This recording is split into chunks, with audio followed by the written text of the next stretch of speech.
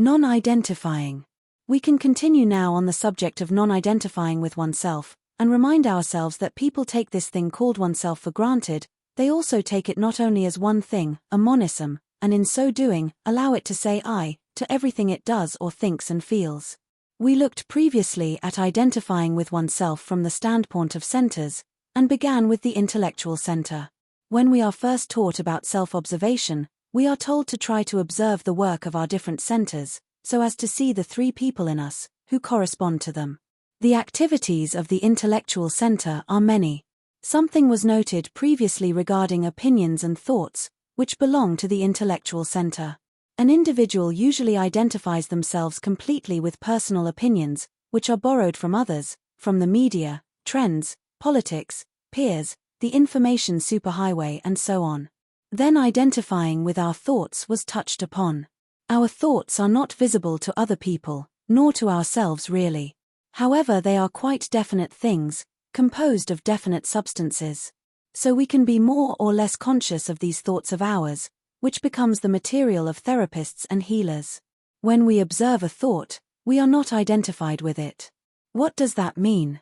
It means that unless we observe the intellectual center, and what's going on within, we tend to take its activities for granted. We believe our thoughts, or take them as gospel. We identify with them, and give them the quality of truth. Saying either, I think, or more internally we take these thoughts as ourselves. Then they have power over us, and exert their influence.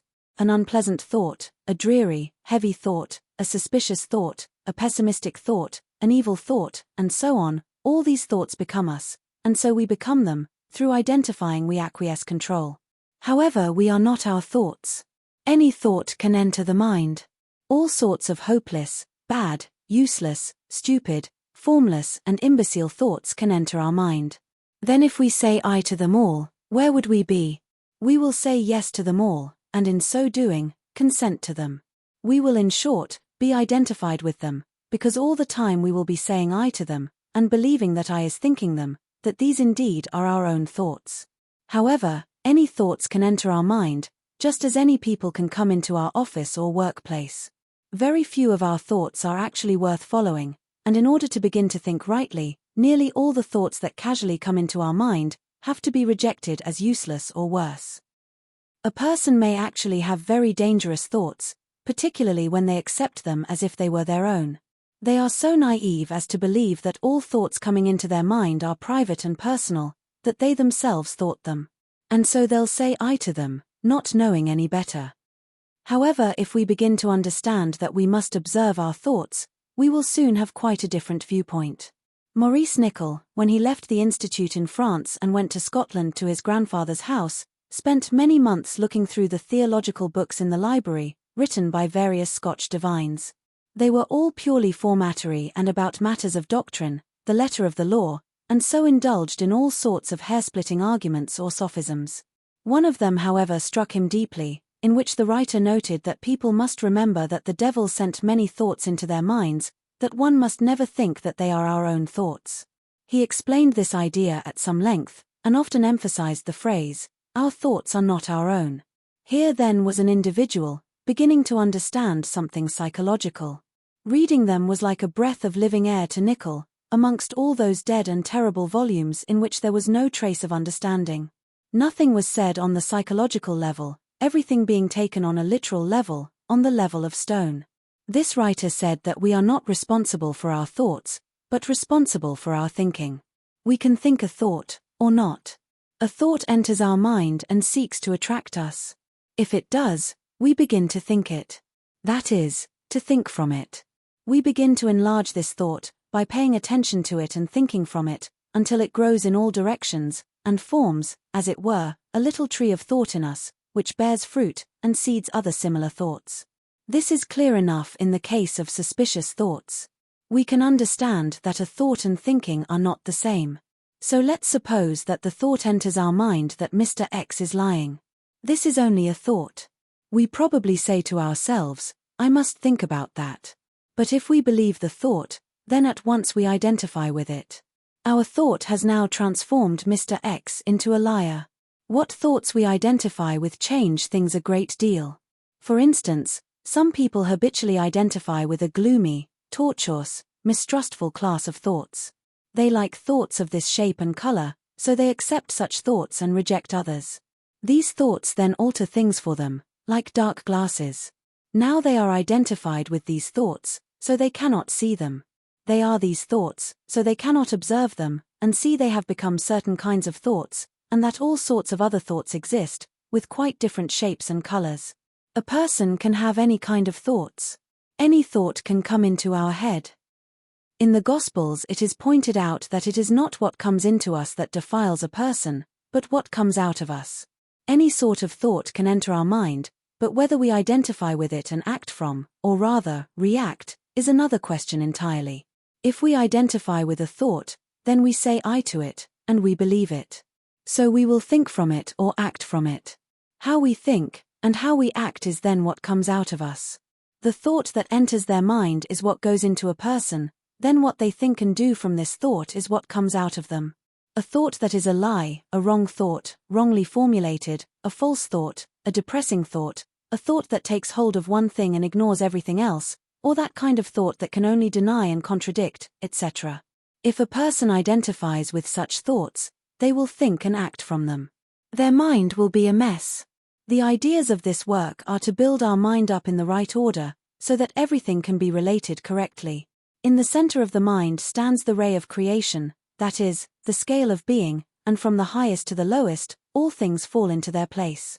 However, unless our mind is changed through work, it continues to think that all its thoughts are real and true. The mind is then like a tent lying in a heap upon the ground without a central upright pole. All its parts are touching each other wrongly, they are not stretched out or ballooned. By means of the training of this work, and learning to think from what it teaches, an individual begins to be able to distinguish between right and wrong thinking. They begin to learn how to think on the right scale, how not to mix scales and so on. All this helps us not to identify with each of our thoughts. It gives a center of gravity to our thinking. This work is to make an individual think right. That is why it is important to try to take in what the work teaches. We know that in learning, say chemistry, or if you like, a foreign language, it is very important to listen to what is taught you, and to arrange it in your mind, then think about what is being shared. Many people never think of what they are being taught. However, in the work, it is necessary. Why is this so? Because it builds up a new system of thought, and of thinking in our minds. It actually makes our minds begin to work in the correct way, so that we can really begin to think. Let's emphasize then at this point, that a thought, and thinking a thought, are not the same. A thought may enter our mind, but we may or may not think it. And even if we think it, we need not necessarily identify with it. However, there are many different kinds of thoughts, higher and lower, big and little, that enter our mind, but this belongs to later teaching. What it is necessary to realize at this point, is that thoughts are of every possible kind, and that they are not ours, but that we make them ours by identifying with them. And if we do so, then they can pull us in any direction. Then there is a science of thought. This work, with all its ideas, teaching, and instructions, has to do with a right science of thought and of thinking. For that reason, any who have heard the work for some time know what it means to find fault with our thoughts and with our thinking. We ought to be able to see wrong thoughts and inadequate or unrelated thinking, poor thoughts, negative thoughts, useless thoughts, lying thoughts, and so on. The first change demanded in this work, as in the Gospels, is a change of mind. However, for change of mind to take place, we must begin to think from the work and what it teaches. Then later perhaps we can begin to act from the work. However, first a new way of thinking is necessary. We are looking then at what the work teaches, where it says that any thoughts can enter our mind, and they are not our thoughts. It says we can think them or not. And it says we can identify with them or not. When we hear this, as a part of the teaching of the work, then apply it, by observing ourselves in intellectual center, we can see that it is quite true. When one realizes this, they will be thinking in a new way about themselves. There is an exercise in the work to this effect with regard to the intellectual center, namely, try to observe what opinions you side with, then speak in favor of the other side. If we can realize practically, through personal experience, that we can be passive to our thoughts by non-identifying with them, then we have already reached a definite stage of work on the intellectual center.